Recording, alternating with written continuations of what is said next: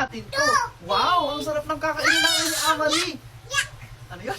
Sones, rambutan, sampalok. Pero bakit may frog doon? Nakakain ba yun? Yak! Tara! Let's go! Sabay, 1, 2, 3, let's go! First, itong lansones. Pero bago namin kainin to, don't forget to mag-review and comment sa comment section. Next, kakain namin ni Amari, ha? Masarap to. Kainin natin. No, masarap to. Wow. Ano ba? No, ito. Masarap to. Amari. Next, itong rambutan. Kainin na natin. Kainin na natin. Ano to, Amari? Rambutan? Ano? Ano?